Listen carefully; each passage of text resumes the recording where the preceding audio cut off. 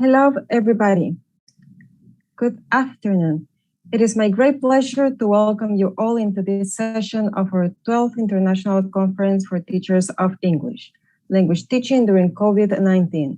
Today, I have the honor to introduce Nelvin Avedys Licona Guevara with his presentation, Accent versus Pronunciation, Identifying Linguistic Patterns to Enhance English Learners' Intelligibility. Nelvin Licona is a Fulbright scholar who recently graduated at Old Dominion University, where he obtained an MA in Applied Linguistics. He is also an English educator who has been teaching English as a second and foreign language for more than 9 years. As an educator, he keeps on believing that education is the glorious path to create opportunities for personal and professional growth. As Malcolm X stated, education is the passport for the future, for tomorrow belongs to those who prepare for it today. It follows then that an educator's duty goes beyond just conveying knowledge. Welcome, Mr. Nelvin Licona. Thank you so much, Devi. I'm honored. Also, I want to thank the university. I want to thank the university for making this possible. I think this is just wonderful. And also the conference committee. I mean, they're doing an amazing job, and that's just incredible. So let me start sharing. Oops. So this is a topic I have, and it's really interesting. I think everyone's gonna like it. I don't really want to be biased, but I think that's one of the things that we keep in mind when we learn a second language specifically. So we're trying to make a difference between accent and pronunciation, and I'm doing this as the result of kind of propaganda I've seen on social media. Like giving a lot of emphasis to accent as one of the variables we use for teaching languages. However, I think that there is a kind of misunderstanding about accent. I think accent is very related to that social cultural aspect of language, but not as a way in which we're going to learn it. I mean, it's going to be kind of impossible to say that you can teach somebody to speak with accent when we already have an accent in our native language, right? And that's something really interesting that we need to think about. So as we're seeing right here, I have a question, and this is something that came to my mind, before doing this presentation. It's like, what is accent and what is pronunciation? I really wanted to make a difference, a distinction between these two variables. And as a result, I really wanted to consult, Oxford dictionaries, which is one of the sources I've used in the classroom, because it has a very simple definition for the terms I'm looking for. So accent is defined by Oxford as a way of pronouncing the words of a language that shows which country, area, or social class a person comes from. And this is so relevant. And it makes it relevant because of that determiner at the very beginning. We know it as an article. It says a way, right? A way of pronouncing the words. And that is what got my attention when I was doing this presentation. On the other hand, we have pronunciation, which is defined as the way in which a language or a particular word or sound is pronounced. So when we think about these two definitions and we see that the definition of pronunciation has that definite article, which says the way, and it talks about specificity, we're seeing a contrast between these two variables. So when someone says, I'm going to teach you to speak with an accent, I think that's going to be complicated due to the diversity we have in languages, right?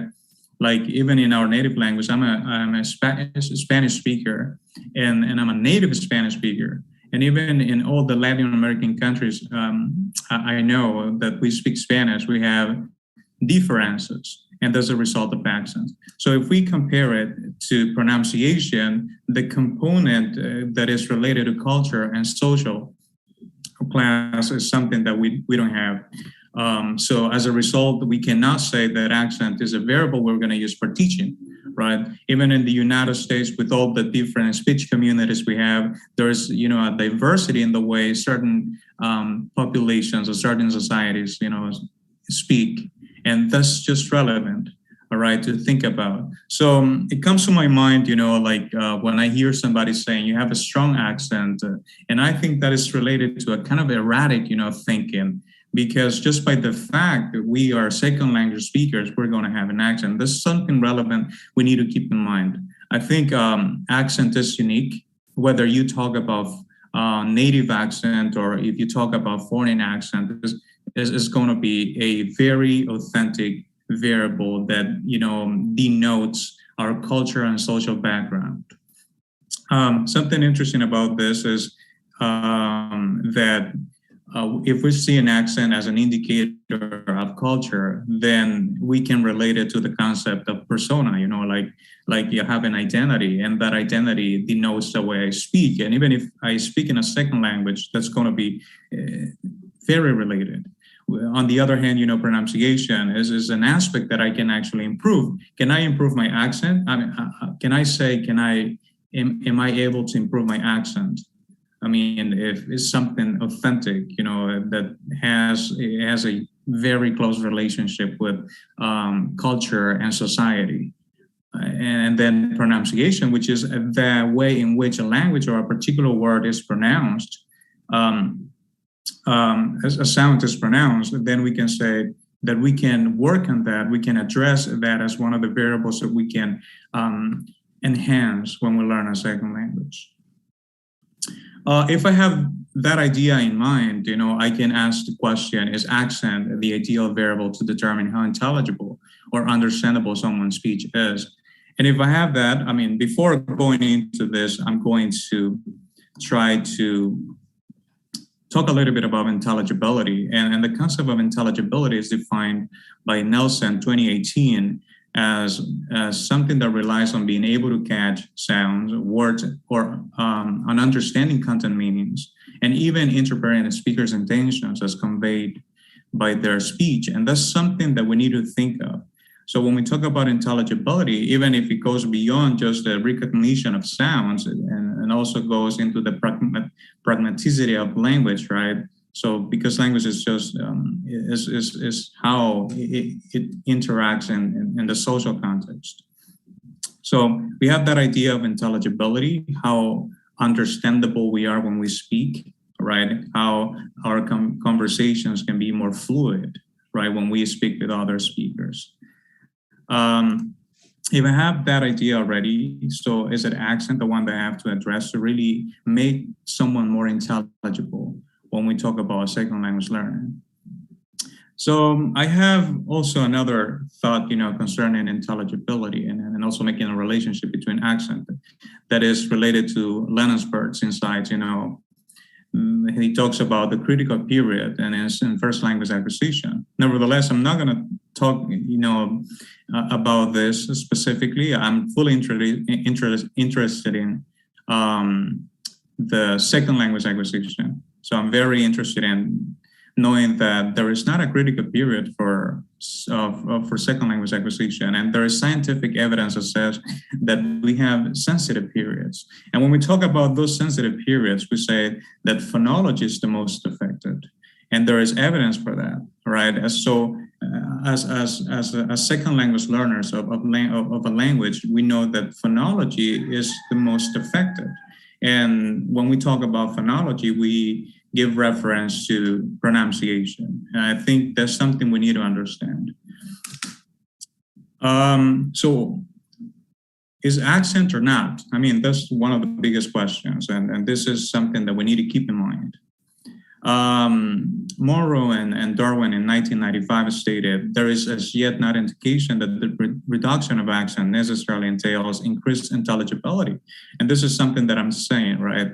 That even if you reduce accent, even if you say you speak with an accent, what does that mean, right? But what it means for someone. If we already have an accent just by being second language speakers. And even if we think about the insights concerning, you know, language transfer, so still we have that idea that can be possible, you know, like thinking about how pronunciation can become the variable we have to address when we talk about second language learning, specifically English, that this is my emphasis right now. So why pronunciation and not accent? If accents, seems to encompass much more elements than pronunciation. And for this, I have Carpers in 2010 who stated pronunciation does seem an important aspect of second language acquisition, since incorrect pronunciation may harm successful communication. So if we know that, even if it sounds a little bit hard, like we know that incorrect pronunciation may have an incidence on our communication process. So it's not talking about accent. Accent doesn't have to do anything with it. I mean, I think I'm going to keep on having that idea that accent is unique and authentic, and it represents our culture. But then pronunciation is something we can enhance. If we become more assertive and accurate in pronunciation, therefore, we're going to improve our intelligibility. The importance of, I have another idea concerning, pronunciation. It says pronunciation is important as a result of how we use it as a variable for improvement in learning a language, right? Like Gila Kahani in 2012 has stated, that the speaker's ability can be judged based on their English pronunciation. If their pronunciation is weak, it can have a negative effect on their language ability. And this is something really relevant. Like when he says bad pronunciation leads to misunderstanding and can spoil communication. And that's something we need to keep in mind. I mean, there's something relevant that I've thought about as a second language learner. I had that experience, how important it is to enhance pronunciation for the communication to be more fluid, right? And that's something that we're looking for. The importance of pronunciation in English learners' intelligibility, I have another quote, just to give more relevance to why pronunciation is the variable we have to address, rather than thinking about accent, which, triggers a lot of ideological bias. Pronunciation, then Kanagaraha in 2005 has stated, pronunciation is perhaps the linguistic feature most open to judgment. Therefore, pronunciation has been the most prescriptively taught aspect of language teaching, and that's something relevant. Every time we talk about teaching languages or learning languages, we talk about pronunciation. So the idea of introducing accent, like saying that you have to, I'm going to teach you to speak with an accent, that is something that doesn't make sense, And we think about, even in English, right, we have a diversity of linguistic varieties within the language. Like, is it going to be, can I speak like someone similar to someone that speaks English in Australia or England or the United States, Belize, and even in Honduras, which we have, linguistic variety, which is the English spoken in the island. So what does the person mean? The point is that I don't think there's anything related to accent. And one of the perfect examples, as I said before, is like someone from Puerto Rico speaks perfectly with someone from Honduras, and someone from Honduras speaks perfectly from someone from Argentina, all right? And even someone from Spain, speaks perfectly with someone from any of our Latin American countries. So is it going to be accent, the ones we're going to address? Not in reality. So pronunciation is the variable we have to think of when we talk about how to enhance comprehensibility and how to enhance English learners' intelligibility. I did a research project, which are some of the consequences when we neglect pronunciation. And one of the things that I concluded in that project in 2019 is the difficulty of English learners to produce and become familiar with sounds according to their target language needs. Like, if we neglect pronunciation in a way that students are not aware of the different diversity of sounds we have in the language, then they might that might trigger difficulties for them to understand, or to produce these sounds. The second one, the difficulty that native speakers may have in understanding, ESL and EFL users, that's another problem, right? And most of the time we think about how to become more and more accurate in the way we speak, but we don't think about how to make easier, listeners to understand what we're saying. And that's one of the main objectives of language, right? I'm going to conclude this part of the presentation, with this, like the main goal of second language learning and teaching, as saying that the goal of instruction and pronunciation is that the student should learn and speak the language as naturally as possible. And this is something that I got from Hansen and Zampini in 2008, who quoted, Griffin, and that's just the main goal. I think when we talk about language learning, and I'm talking about myself as a teacher and as a learner of the language, we still struggle. In my case, I still struggle with the language, there's not a way in which I'm going to say I speak perfectly, not even my native language, and I had that experience with Spanish, when one word made me misunderstand the whole sentence. And that was my native language. I remember that sentence containing the word exógeno. And I was reading that sentence, and I didn't understand what the person was trying to say just because of one word. And that happens in your, if that happens in your native language, so why you're not going to have difficulties in your second language learning process. So it's just part of the process to really understand that we can enhance intelligibility, but not as the result of diminishing someone's accent, but also working on pronunciation, which is the variable we have to address as second language learners, teachers, learners and teachers. This is the second part of my presentation. I know you're going to be asking yourself, okay, how to enhance it? How can I actually be more intelligible? Which are some of the linguistic patterns I can actually find to really improve myself in pronunciation. This is a question as a university professor, as a teacher, and as a learner of language. I know that was so difficult for me to really look for ways in which I could find patterns in which those patterns could help me, enhance my pronunciation.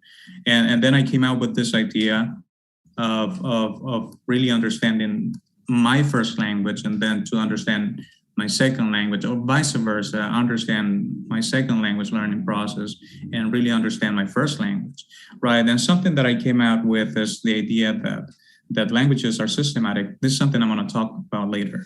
But first of all, I think everybody knows that English is not a phonetic language. It means that the way it is written is not the way it is pronounced. So the spelling is totally different with the pronunciation. And one of the perfect examples for that is these words I have. Like one specific letter has different sound depending on the syllable, right? Of course.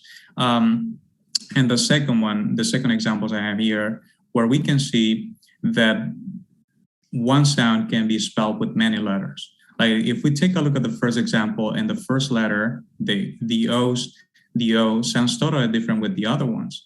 Like you have the word so, to, of, on, woman, women, work. And then on the other hand, we have one sound that can be spelled with many letters. And the example is dress, friend, bread, any, and said, which all these words have the same sound, but they're spelled differently. What's going to be? Yes, I'm being serious. You have that picture over there. Yeah, what are you talking about? Yeah, I'm being serious. That's something that tells us that English is not a phonetic language. As a result of that, then we might have difficulties trying to look for a pattern that can can actually denote which is going to be the right pronunciation for certain words. And it's complicated, all right? So based on my experience and all the years I have been teaching, and also as a student of the language, I kind of get attached to the International Phonetic Alphabet, right? I think one of the best ways to really address this is with the IPA. I know, and I'm telling you this, one of the reasons is because of the majority of dictionaries we're using nowadays in the 21st century have the IPA, the phonetic transcription, just to have an idea of how a word is pronounced. With this, I'm not saying that you're going to have a perfect pronunciation. The point of knowing the IPA is to be more assertive and accurate in the language we're trying to speak, right? It helps a lot. I know that it goes beyond just knowing individual sounds, because there are certain patterns that are very relevant, in language learning and teaching. For example, aspiration, like you can see in the second syllable in IPA, you have aspiration. You also have length. The certain vowels are being prolonged for a certain amount of time to get the right sound, and that happens a lot. That happens a lot in language learning. So one of the things I do, I get attached to the International Phonetic Association, where they have this beautiful website, all right, where you can get all the information concerning the International Phonetic Alphabet.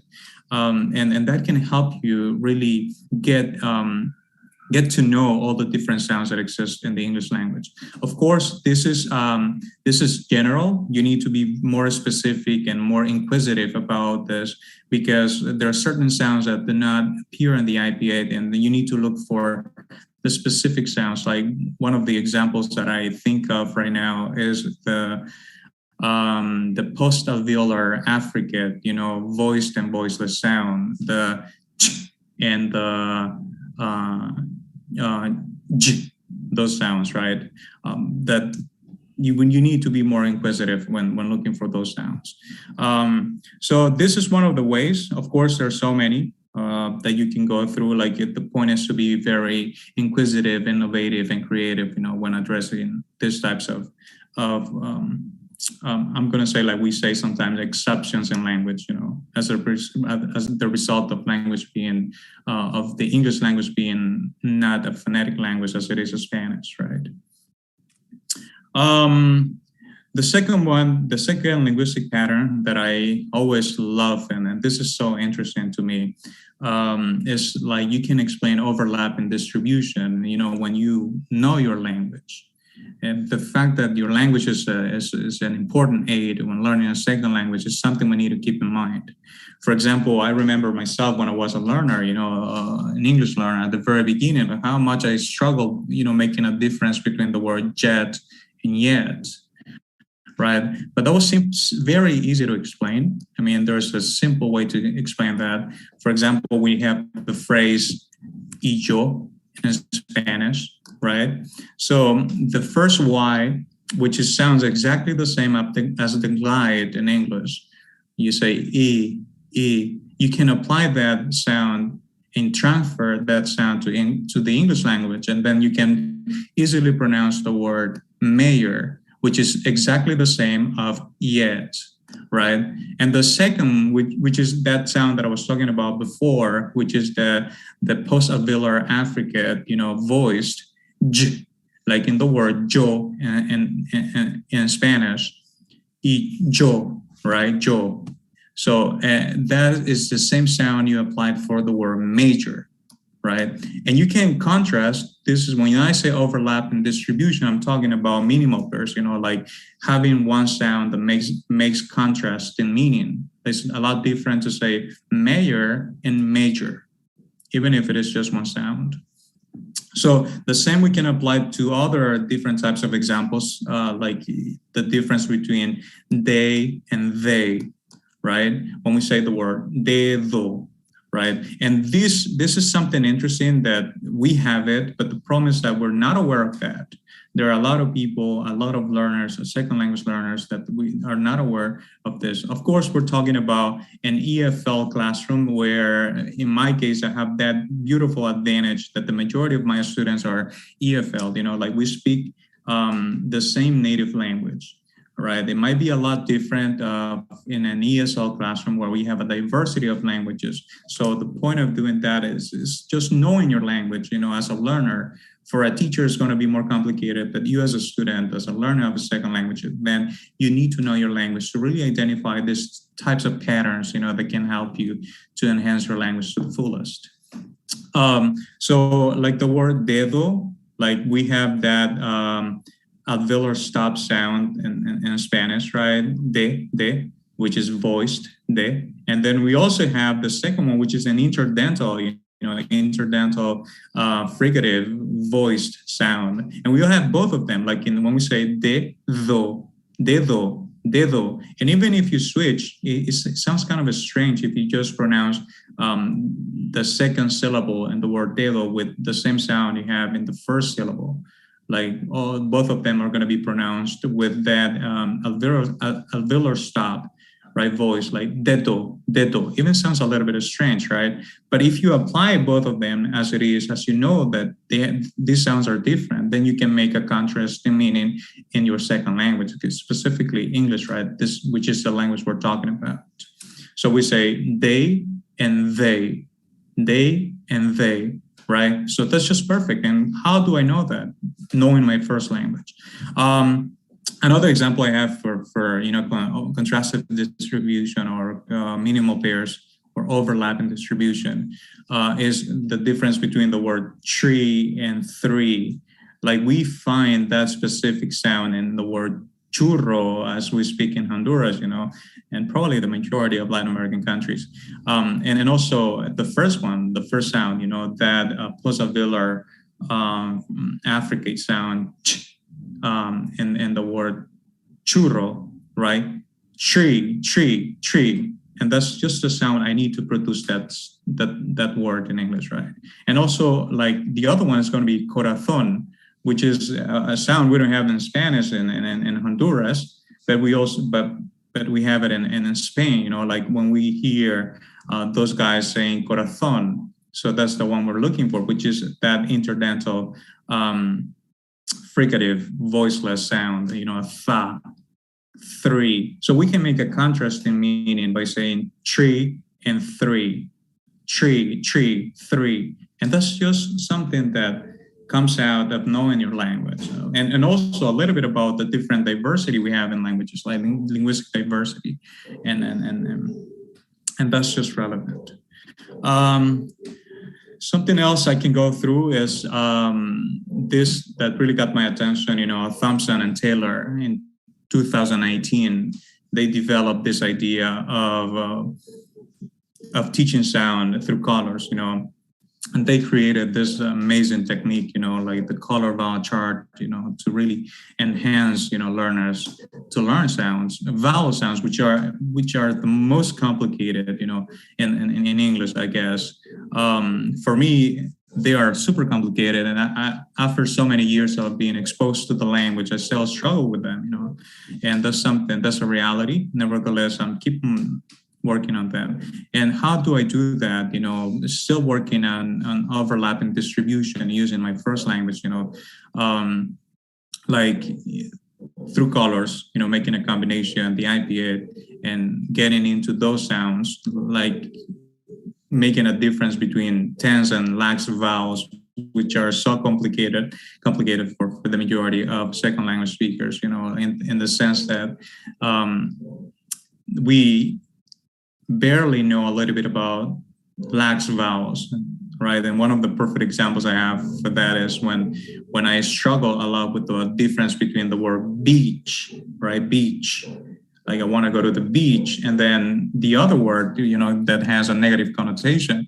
I'm not going to say it right now, but that's something that we struggle with, as second language learners. So we have that green color that contains that tense vowel E, right? And we actually go and apply it to contrastive distribution, and we say heat, and it's just that tense vowel, and we use for that specific color. And then you can make a contrast by, the sound that we find in the word silver, which is a shorter sound of that letter, of that actually grapheme, and we produce that lax vowel e, and we make a contrast, heat, hit, right? Heat, hit, and that's just perfect. And another example for this one's going to be like the color the color rose, like it has that specific sound for that word so, which is totally different than the past tense of the verb see, which is actually pronounced with that O sound that is so different, is similar to the one we have in Spanish, O in olivo, right? And say so auburn, and we say so. It's not the same to say so than saying so, right? And we explain overlapping distribution by making this type of contrast. And then another example is the famous wedge, right? This is so complicated, specifically. And I mean, especially for me, it's so complicated. Like, it's super hard to get into that sound, you know, and when you teach in isolation, it's more complicated. Like, you get the color mustard, right? And then you can apply that sound of the first syllable, must, and you say, must, and you can go into that must, mustard, must, which is a lot different with the color rose, you know, and the word most, right? Most. And again, I'm going to make emphasis to this, like, even if you are super accurate in the IPA, that doesn't mean you're going to become a native speaker of the language, right? Or you're going to be perfect at speaking the language. It's just like one way to enhance pronunciation and to be more intelligible and to make it easier for the listeners to really comprehend what you're trying to say and to make the conversation more fluid. That's what we're looking for when we learn a second language. Never forget, this is what I said at the very beginning, like, you know, something that we need to keep in mind as second language learners, that languages are systematic, and English is not the exception. You know, English is systematic as the rest of languages that exist in the world.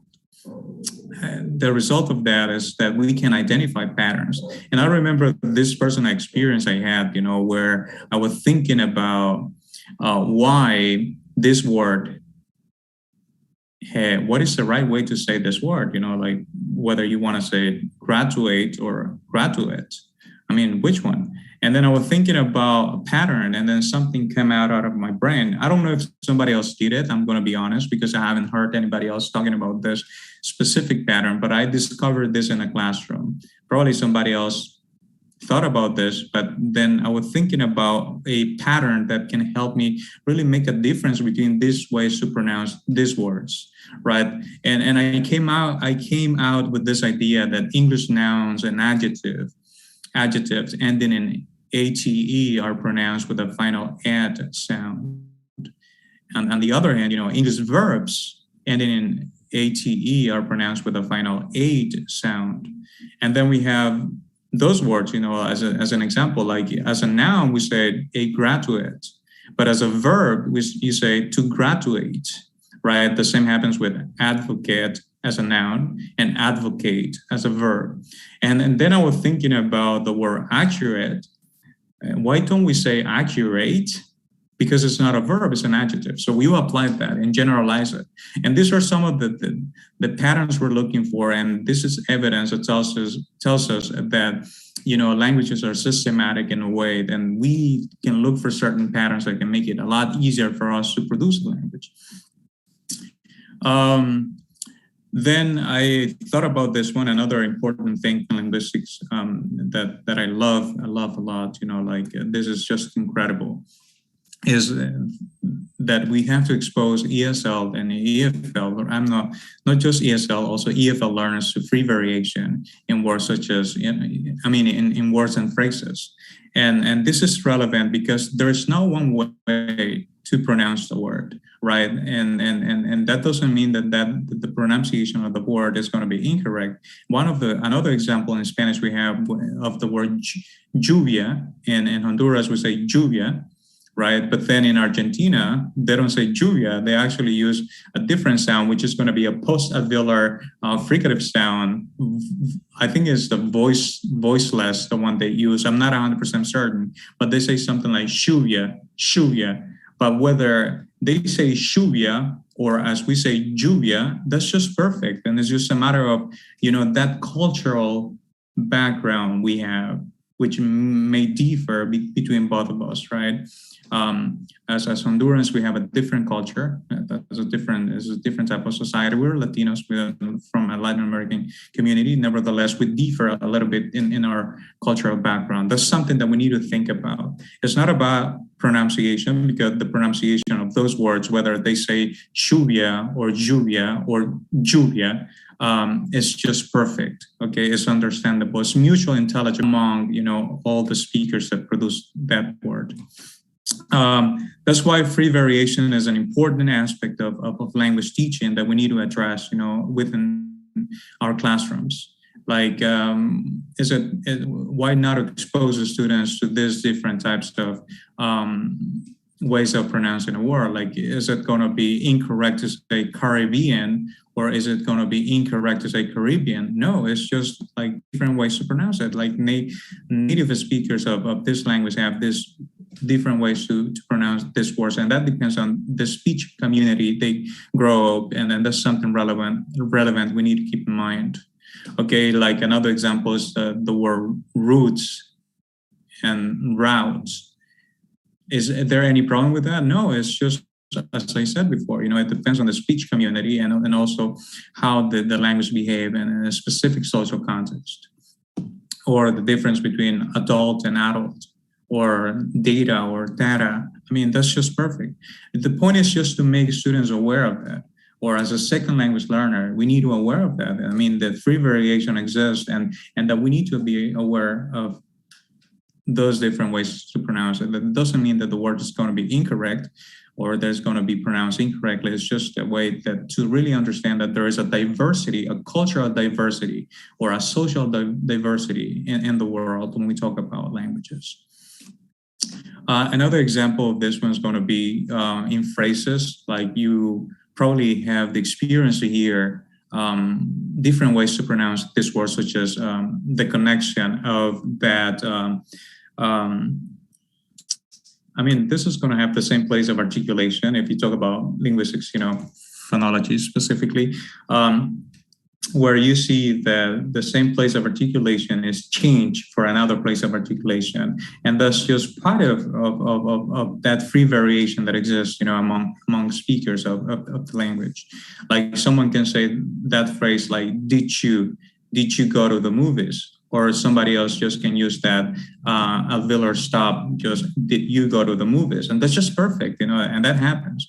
Or when someone says, I want you to know the story I want to say right now. And or somebody else can say, I want you to know the story. And that's just perfect, whether you want to say, did you, or want you, or if you want to say, did you, or want you, that's just perfect. And it's just free variation. And that happens because languages are diverse, and that's something we need to keep in mind.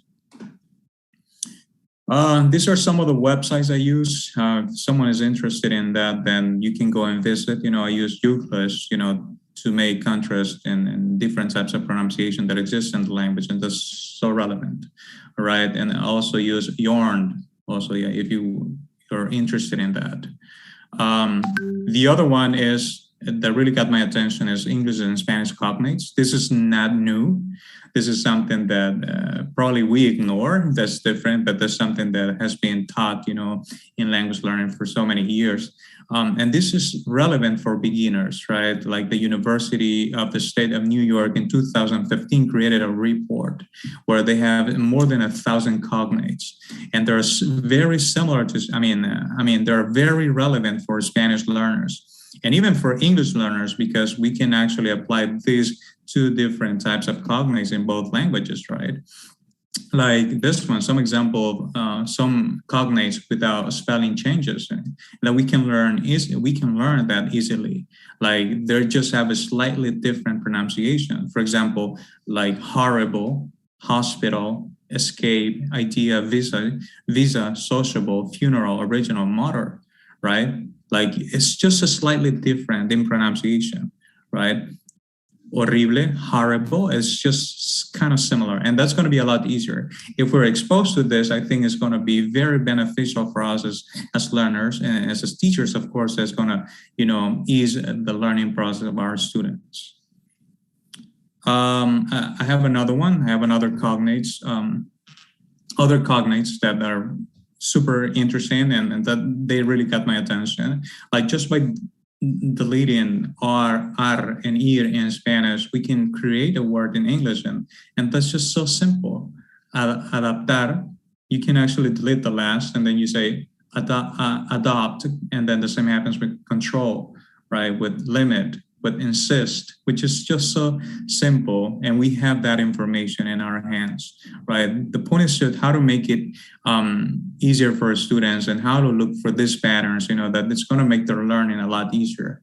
And that's what we're looking for. And it's a matter of pronunciation. If we enhance our pronunciation, therefore, we're going to be more intelligible.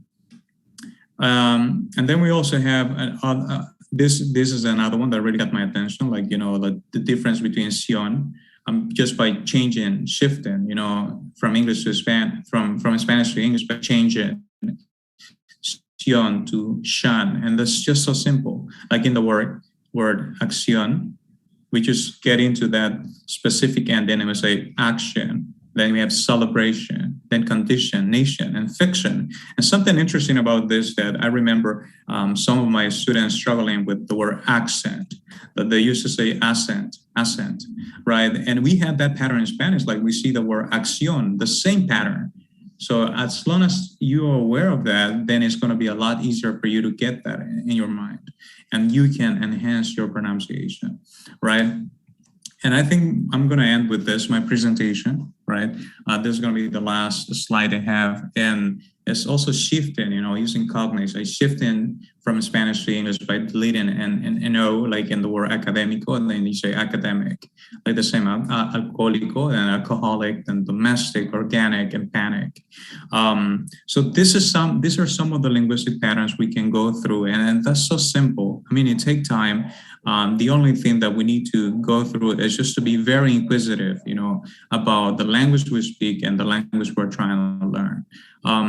There's, as I said before, there's scientific evidence that says that phonology is the most effective when we talk about second language acquisition.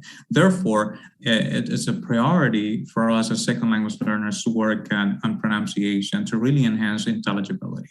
With this, I'm not saying that intelligibility is just going to be related to pronunciation. I'm just saying that that's one of the indicators that can help us. That's one of the variables we need to address to become more and more accurate and assertive in the language we're trying to learn. So the idea, and with this I'm going to conclude right now, with the idea of accent, is something that we need to keep in mind. It's not that we're going to enhance our accent or that we're going to speak with an accent. That's not, just by the fact that we already speak a language and we already have an innate accent in our first language is something we need to understand. But it's just the point of improving or enhancing our pronunciation to the fullest that's going to make us more and more intelligible in the language we're trying to learn. So thank you so much. And thank you so much. I really appreciate your participation in this, this presentation, and I hope you are interested in this topic and that you got something out of it. So these are some of the reference that I have, and it's been an honor for me to be sharing this with you. Thank you so much, and bye-bye. Thank you for your great presentation, Mr. Nelvin Licona, and thank you, attendees, for being here with us. See you in the next session. Bye-bye.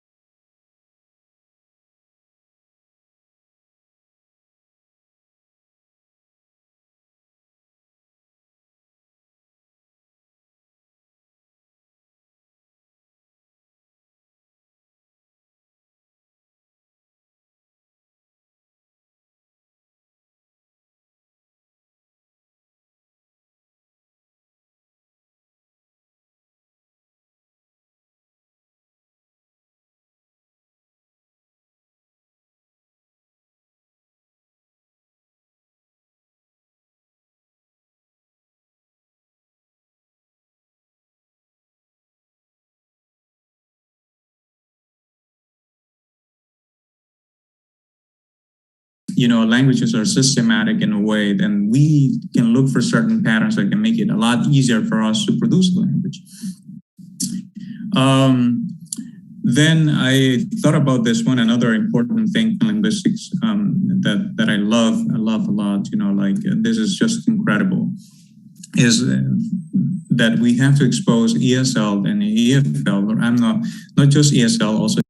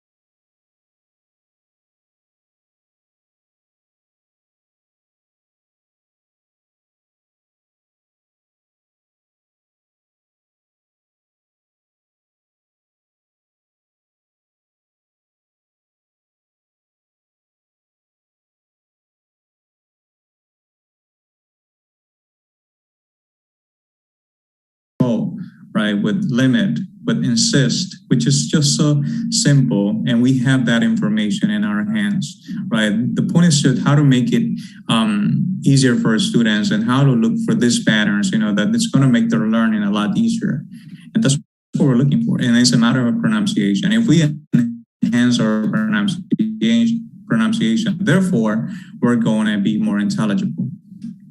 And then we also have this is another one that really got my attention, the difference between sion, just by shifting, from English to Spanish, from Spanish to English, by changing sion to shan. And that's just so simple. Like in the word acción, we just get into that specific ending and we say action. Then we have celebration, then condition, nation, and fiction. And something interesting about this that I remember some of my students struggling with the word accent, that they used to say accent, right? And we have that pattern in Spanish, like we see the word acción, the same pattern. So as long as you are aware of that, then it's going to be a lot easier for you to get that in your mind. And you can enhance your pronunciation, right? And I think I'm going to end with this, my presentation, right? This is going to be the last slide I have. And it's also shifting, using Cognates. I shifting from Spanish to English by deleting an O, like in the word académico, and then you say academic, like the same alcohólico and alcoholic, and domestic, organic, and panic. So these are some of the linguistic patterns we can go through, and that's so simple. I mean, it takes time. The only thing that we need to go through is just to be very inquisitive, about the language we speak and the language we're trying to learn. As I said before, there's scientific evidence that says that phonology is the most effective when we talk about second language acquisition. Therefore, it is a priority for us as second language learners to work on pronunciation to really enhance intelligibility. With this, I'm not saying that intelligibility is just going to be related to pronunciation. I'm just saying that that's one of the indicators that can help us. That's one of the variables we need to address to become more and more accurate and assertive in the language we're trying to learn. So the idea, and with this I'm going to conclude right now, with the idea of accent, is something that we need to keep in mind. It's not that we're going to enhance our accent or that we're going to speak with an accent. That's not, just by the fact that we already speak a language and we already have an innate accent in our first language is something we need to understand. But it's just the point of improving or enhancing our pronunciation to the fullest that's going to make us more and more intelligible in the language we're trying to learn. So thank you so much. And thank you so much. I really appreciate your participation in this, this presentation, and I hope you are interested in this topic and that you got something out of it. So these are some of the reference that I have, and it's been an honor for me to be sharing this with you. Thank you so much, and bye-bye. Thank you for your great presentation, Mr. Nelvin Licona, and thank you, attendees, for being here with us. See you in the next session. Bye-bye.